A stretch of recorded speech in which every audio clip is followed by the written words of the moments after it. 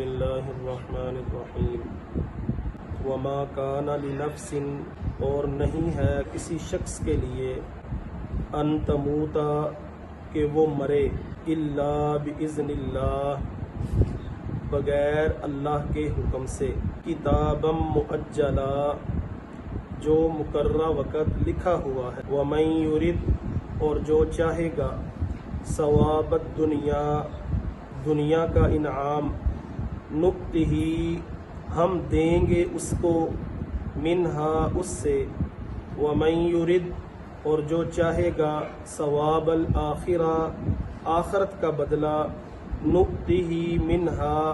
تو ہم دیں گے اس کو اس سے وسنجزی الشاکرین اور ہم جلد جزا دیں گے شکر کرنے والوں۔ اس آیت سے اللہ رب العزت نے مسلمانوں کو جہاد کے اوپر اور ان کے ذہن میں یہ بات بٹھائی ہے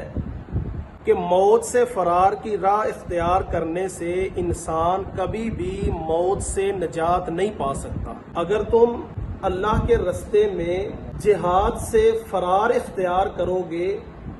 تو یہ مت سمجھو کہ تمہیں موت نہیں آئے گی۔ اللہ کے راستے سے اگر تم بھاگتے ہو تو موت سے تم کبھی نجات نہیں پا سکتے، موت تمہیں ہر حال میں آ کر رہے گی۔ اللہ تعالیٰ نے ہر شخص کی موت کا ایک وقت مقرر کیا ہے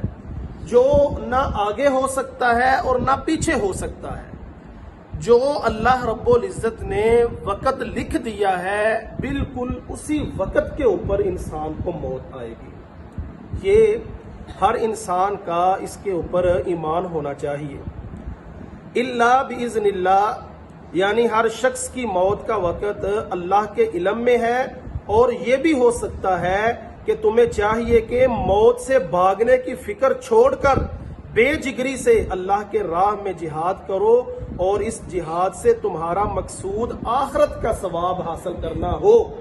یہ نہ ہو کہ تم اللہ کے راستے میں جہاد کرتے رہو اور تمہارا مقصود یہ ہو کہ ہم نے دنیا کے اندر اس کا اجر و ثواب لینا ہے، ہم نے دنیا میں اس کا بدلہ لینا ہے۔ تمہارے دل و دماغ تمہاری نیت یہ ہونی چاہیے کہ ہم نے اللہ کے راستے میں جہاد کرنا ہے، کٹ مرنا ہے، شہید ہونا ہے، ہم نے اس کا بدلہ اللہ رب العزت سے آخرت میں لینا ہے۔ آخرت کا بدلہ تمہارے ذہن کے اندر ہونا چاہیے۔ اور اگر تم صرف دنیا کا ثواب اور شہرت اور مال غنیمت وغیرہ ہی چاہو گے تو وہ بھی اللہ تعالیٰ تمہیں دے دے گا۔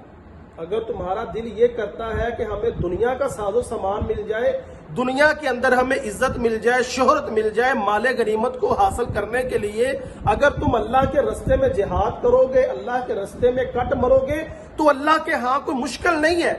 اللہ رب العزت تمہیں دنیا کے اندر بھی یہ سب کچھ عطا کر سکتا ہے، لیکن اللہ رب العزت کی مشیت کے مطابق رہو گے تو اللہ تعالیٰ تمہیں دنیا بھی عطا کرے گا اور آخرت بھی عطا کرے گا۔ اگر صرف دنیا ہی چاہو گے تو آخرت سے اللہ رب العزت تمہیں محروم کر دے گا۔ اور پھر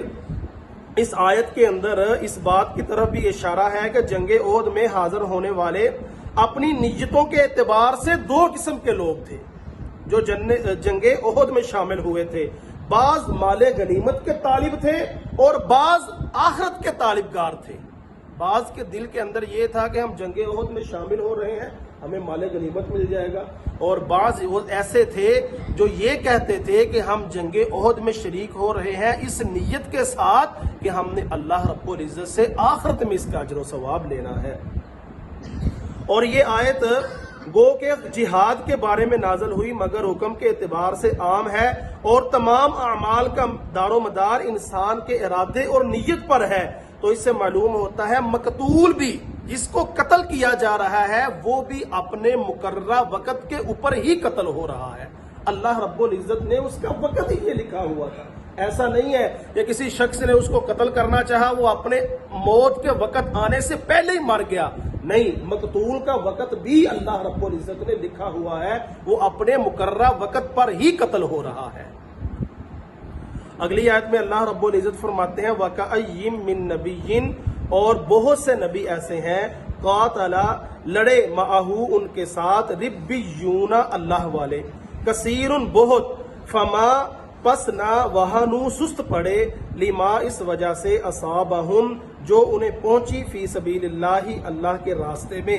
وما ضعفوا اور نہ انہوں نے کمزوری کی، ومستکانوا اور نہ دب گئے، واللہ اور اللہ تعالی یحب الصابرین صبر کرنے والوں کے ساتھ محبت کرتا ہے۔ وما کانا اور نہیں تھا قولہم ان کا کہنا الا سوائے ان قالوا کہ انہوں نے دعا کی ربنا اے ہمارے رب اغفر لنا بخش دے ہم کو ذنوبنا ہمارے گناہوں کو، و اسرافنا اور ہماری زیادتی کو، فی امرنا ہمارے کام میں، وثبت اور ثابت رکھ اقدامنا ہمارے قدم، وانصرنا اور ہماری مدد فرما علی القوم الکافرین کافر قوم پر۔ ان تینوں آیات سے مقصود ان لوگوں پر تنبیہ ہے جو احد کے دن شکست کے آثار دیکھ کر ہمت ہار بیٹھے تھے۔ ان تینوں آیات میں اللہ رب العزت نے ان لوگوں کے اوپر تنبیہ کی ہے، ان کو ذرا جھنجھوڑا ہے، ان کے لیے اللہ رب العزت نے سوالیہ نشان پیدا کیا ہے کہ تم نے جنگ احد والے دن کیوں ہمت ہاری ہے، کس وجہ سے تم نے ہمت ہاری ہے، تمہارے قدم کیوں ڈگمگا گئے ہیں۔ تمہیں چاہیے تو یہ تھا کہ تم اللہ رب العزت کے اوپر اپنے ایمان کو مضبوط کرتے اور اللہ کے راستے کے اندر ثابت قدمی کے ساتھ جمے رہتے، کفار کا مقابلہ کرتے، تم نے ہمت کیوں ہاری ہے۔ ان لوگوں کو اللہ رب العزت نے تنبیہ کی، اور رسول اللہ صلی اللہ علیہ وسلم کی شہادت کی افواہ سن کر بھی صحابہ کرام کے حوصلے پست ہو گئے۔ اللہ رب العزت نے ان کو جھنجھوڑا ہے، پس فرمایا کہ تم سے پہلے انبیاء کے متبعین گزر چکے ہیں، ان کی اتباع کرو اور اس قسم کی کمزوری نہ دکھاؤ۔ اس سے پہلے جو انبیاء کے متبعین ہیں وہ بھی ان حالات سے گزر چکے ہیں، ان کی طرف دیکھو، تم کمزوری کیوں دکھاتے ہو، ان کی اتباع کرو جو پہلے انبیاء کے متبعین گزر چکے ہیں۔ یعنی ان لوگوں میں سے بہت سے ربیون اللہ والے تھے جو انبیاء کے ساتھ مل کر جہاد کرتے، لیکن انہوں نے اپنی تعداد کی قلت اور بے سر و سامانی کے باوجود کبھی ہمت نہیں ہاری۔ اگرچہ وہ تھوڑے تھے تعداد کے اندر، اتنا زیادہ ساز و سامان نہیں تھا، تعداد کے اندر تھوڑے ہونے کے باوجود، بے سر و سامانی کے حالات کے باوجود انہوں نے کبھی ہمت نہیں ہاری، اور نہ اپنے انبیاء کے وفات پا جانے یا شہید ہو جانے کی صورت میں وسوسات کے اندر مبتلا ہوئے ہیں۔ تمہارے اندر جھوٹی افواہ پھیلائی گئی کہ رسول اللہ صلی اللہ علیہ وسلم کو شہید کر دیا گیا، تم اپنے حوصلے ہار بیٹھے ہو۔ ذرا ان لوگوں کو دیکھو جنہوں کے انبیاء علیہ السلام وفات پائے، وہ بھی شہید ہوئے، لیکن انہوں نے ان انبیاء کے وفات پانے کے باوجود کبھی حوصلہ نہیں ہارا، کبھی ہمت نہیں ہاری، اور بلکہ ہمیشہ اور ہر حال میں صبر و استقلال سے کام لیتے رہے، اور اللہ تعالیٰ سے اپنی کوتاہیوں پر عفو و درگزر کی درخواست کرتے رہے، اور اس کا نتیجہ یہ ہوا کہ اللہ تعالیٰ نے انہیں دنیا آخرت دونوں کے ثواب سے نواز دیا، بلکہ آخرت کے حسن ثواب سے اور احسان کا مرتبہ پا لینے کی وجہ سے اللہ تعالیٰ نے اپنی محبت ان کی طرف توجہ فرمائی، اللہ رب العزت نے اپنی محبت بھی ان کو عطا فرمائی۔ تو اس لیے تمہیں ہمت نہیں ہارنی چاہیے، حوصلہ نہیں ہارنا چاہیے اللہ رب العزت کے راستے میں جہاد کرتے ہوئے، دعوت کا کام کرتے ہوئے۔ اگرچہ انبیاء علیہ السلام کو شہید کر دیا جائے، وہ تبھی موت فوت ہو جائیں، تو تمہیں ان ساری صورتحال کے باوجود اپنے حوصلوں کو پست نہیں کرنا، بلکہ صبر و استقلال کے ساتھ اور اللہ رب العزت سے اپنی کوتاہیوں کے اوپر معافی مانگنے کے ساتھ ساتھ تمہیں اللہ کے راستے میں ثابت قدمی کے ساتھ کھڑے ہونا پڑے گا۔